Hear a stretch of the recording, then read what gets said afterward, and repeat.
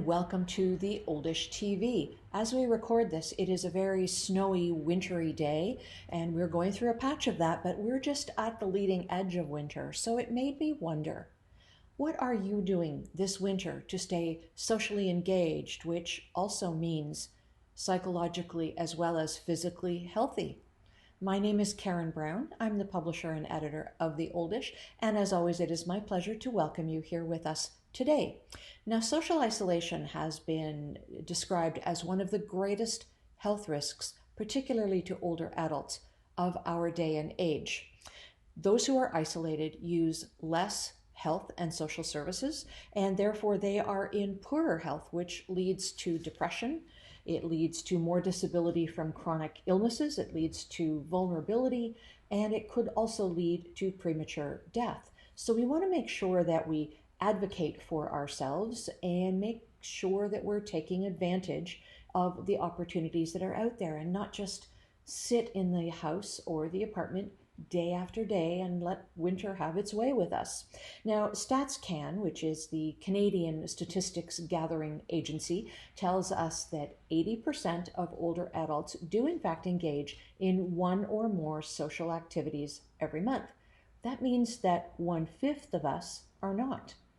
I'm sure the data is fairly similar for our friends in the US because statistically the numbers seem to be pretty close. In Australia, a study found that people who live with dementia are significantly lonelier than their peers, and their caregivers fare no better.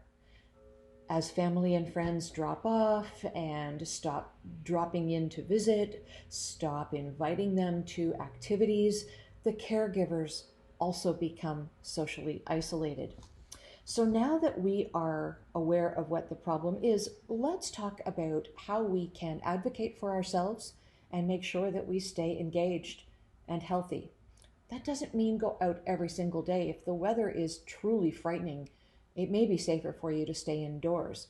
But all things being equal, winter is going to come, snow is going to come with it, and we need to make sure that we take advantage of everything that is available to us. So the best thing we can possibly do is push ourselves to get out of the house to the extent that it's possible. Go to the grocery store and talk to people while you're there. Go to the pharmacy and talk to people while you're there. Go to the library and read today's paper and talk to people while you're there. You get the drift. Face-to-face engagement with others gets all those endorphins snapping. And endorphins, for those of you who don't know, are kind of like our body's happy medicine. The more we engage with people, the more those endorphins circulate in our body and make us feel happy, increase our feelings of well-being. So it's a good thing to get endorphins snapping. Every time you're out and about and take a moment to engage with somebody in any context, a stranger, somebody that you know and you have a little conversation on the street, your favorite cashier at any store, it counts as social engagement of the highest order. So do that as often as you possibly can. Be proactive. Ask people that you know, friends or acquaintances, to join you in a winter walk every day, if possible, or a couple of times a week at least. And maybe that walk is to the local coffee shop, where you can grab a coffee or your favorite tea and you can sit and solve the world's problems. You can maybe gossip a little, share photos of your grandchildren, plan some sort of event. You understand where I'm going for. You know, you need that physical exercise, but you also need that social engagement. Join one of the many groups at your libraries or one of your local churches. You don't have to go to a church in order to engage in their activities. Maybe you belong to a church that doesn't have an activity that you like, but your neighbor down the road has a church that they belong to that has an activity that you think you might enjoy. Go there. Believe me, they'll welcome you. And many of these groups actively take on projects that benefit other people, like meals that they prepare for those who are less fortunate, fidget aprons, or rummage sales. So by doing for yourself, by socially engaging with others, you're doing for others too. Win, win, high five. Joining a social service organization like the Lions Club, the Lady Lions, if you're a lady, Rotary, or like Jimmy Carter, who still builds homes at 95 years of age, join Habitat for Humanity. Your local chapter will find something for you to do. I know that in our town we have a Habitat Restore that's always looking for volunteers to work there. So if working on a job site isn't really your thing, maybe the Restore will be for you. If mobility issues impact your ability to get out and about, or maybe you live in some place that is more rural and you depend on a friend to play chauffeur to get you to social events, then make the social event happen at your house. Yes, at your house. Invite people for tea or a game of cards. When I was a little girl, the ladies' bridge club in the afternoon was a very big deal. Okay, some of them came away a little tipsy. Not going to judge. You do what you want to do. If you like cider rather than hard cider, go for it. If mobility is not an issue for your friends, then maybe you might want to make your house game central and your friends can take turns bringing the refreshments, whatever they are, and the snacks. Okay? So there are lots of ways to do this. Another suggestion to avoid social isolation is maybe the next level down. It's not the same thing as actual face-to-face engagement, but it's a darn sight better than nothing. Arrange video calls with your friends and your family. You may have a friend on the next farm over who's just as isolated as you on a snowy winter day. Set up a video chat and talk about the weather. Do anything, but have that engagement. Now, our 2019 gift guide just came out. We're going to talk about that in another show. But on it, I have put home assistants like Amazon Alexa, Google Home, and Facebook Portal. They can all help you make calls. Now, a word of caution. There has been much written and said about privacy issues with these sorts of devices. What I want you to do is make sure that you set it up safely and securely. So when it joins your Wi-Fi network, your Wi-Fi network needs to have a unique password. And by that, I don't mean 1, 2, 3, 4. Okay, those are very simple passwords, and most Wi-Fi networks come with a default password. You need to change that. You need to change it to something that is uniquely yours and not easy to guess. Okay, do that. You want to make sure it's all locked down. Many of the newer generation of these home assistants that have cameras and audio built in also have camera covers. I know the Portal does. It has a camera cover so you can slide it to cover the camera and open it when you want to use the camera. They also have audio mute selections. So make sure you use all of those. Use them properly. Personally, I like technology. I find it abundantly helpful in my business and in my life.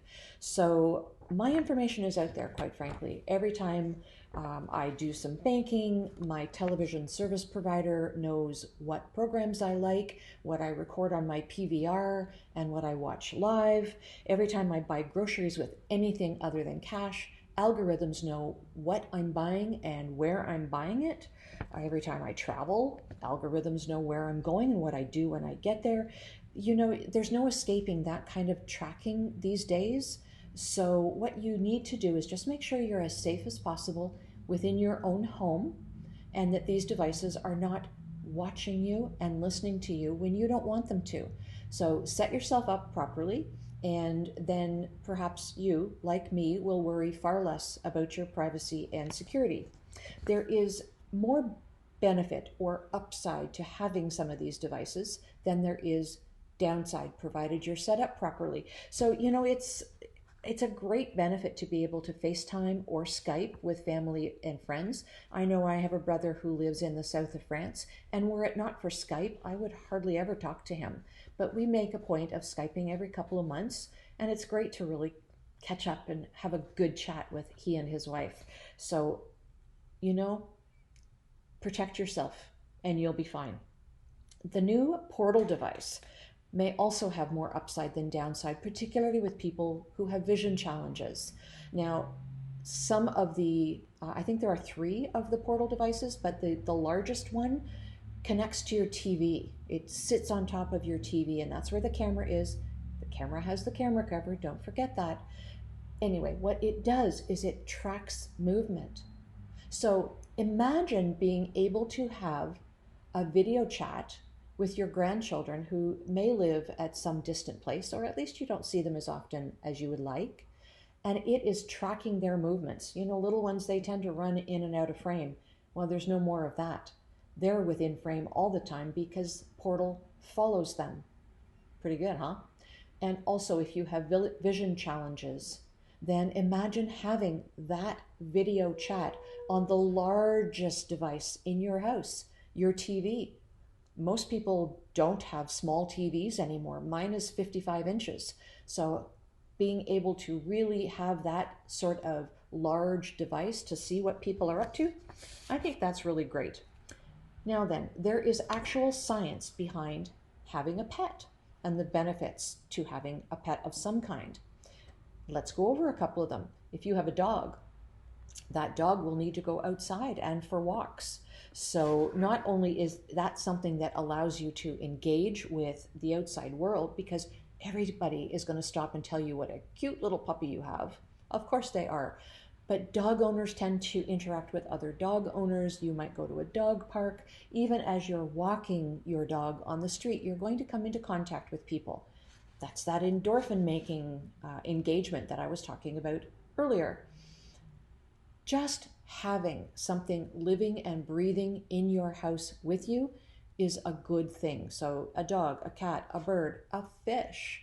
I mean, talk to it. We published an article on the Oldish.com a while ago that had looked at a study that was done, noting that seniors can go days and sometimes even weeks without speaking to another human being or a thing. You know, they don't pick up the phone, they don't have a pet to engage with. So they're literally silent all of the time. What this does is it diminishes your vocal health. And this study noted information that reading aloud just 10 to 15 minutes a day, or singing along with music on the radio, or singing in the shower if that's your preference, counteracted that vocal health issue. So you've got to make sure that you exercise those vocal cords, because that health can diminish as well if you're not advocating for yourself and making sure that you're taking care of it. Lots of ideas for you today, folks. No excuses. I encourage each and every one of you to advocate for your health and for advocating for the health of friends of yours who may be in a similar situation. You know, if you're somebody who is a social bunny and you notice that there is somebody out there that you're not seeing now and then, make sure to call them, or better yet, drop in on them with something you get from your favorite coffee shop and have a chat for a little while, see how they're doing. Let us know how you stay active outside of the summer months. I'd like to know that. And as always, we look forward to seeing you next Wednesday at 12 noon for another edition of the Oldish TV. Let me finish the way I always do by telling you that it takes a village to age a senior.